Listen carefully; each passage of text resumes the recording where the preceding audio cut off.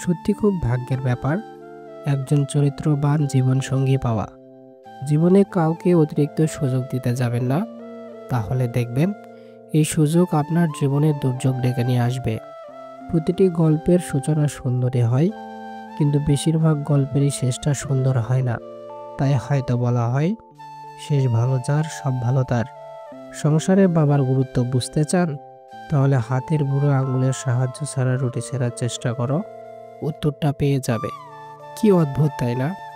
ভাগ্য সাথী নয় তবুও মুখ ফিরিয়ে নেয়, বুদ্ধি লোহা নয় তবুও জং লেগে যায়, আত্মসম্মান শরীর নয় তবুও আঘাত লাগে, মানুষ আবহাওয়া নয় তবুও বদলে যায়। আজকাল কথা কম বলতেই বেশি ভালো লাগে, কারণ আমি জানি কথা বোঝার মতো মানুষের সংখ্যা খুবই কম। ছেলেরা সব কিছু করতে পারে কিন্তু ক্ষমা করতে পারে না, মেয়েরা সব ভুলতে পারে না কিন্তু ক্ষমা করার শক্তিটা রাখে। অনেকগুলো অনুভূতি লিখে আবার ব্যাগ স্পেসে মুছে ফেলার নামে হয়তো অভিযোগ, যা কখনো তুমি পর্যন্ত পৌঁছায় না। পৃথিবীর সবচেয়ে জটিল কাজ হলো নিজের অশান্ত মনকে শান্ত করা। এই পৃথিবীতে প্রায় সবাই তার থেকে বিপরীত স্বভাবের মানুষের সাথে প্রেমে পড়ে।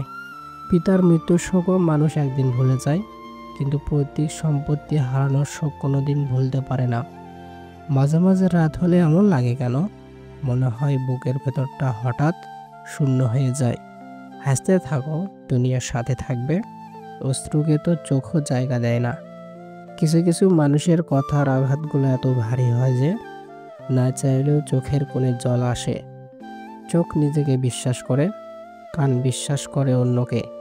যে মানুষটি তোমাকে সত্যিই ভালোবাসে সে সবসময় তোমাকে চোখে চোখে রাখবে, কারণ সে তোমাকে কখনোই হারাতে চাইবে না। যে রব রাতে গাছে বসে ঘুমানো পাখিদেরকেও পড়ে যেতে দেয় না, সেই রব তোমাকে একা ছেড়ে দেবে কিভাবে? ডাকাত যেমন গরিবের বাড়িতে ডাকাতি করতে চায় না, তেমনি শয়তানও ভালো মানুষ ছাড়া খারাপ মানুষকে ধোকা দেয় না। বাবার বয়স হয়েছে কিন্তু ছুটি হয়নি। আজ তুমি যেখানে আছো সেটা তোমার অতীতের কর্মফল, কিন্তু কাল তুমি যেখানে পৌঁছাবে সেটা তোমার আজকের কর্মফল হবে। সময়ের সাথে সবাই বদলে যায়, এটাই তো চরম সত্যি। পড়ে থাকে কিছু কান্না আর ঝুলি ভরা স্মৃতি।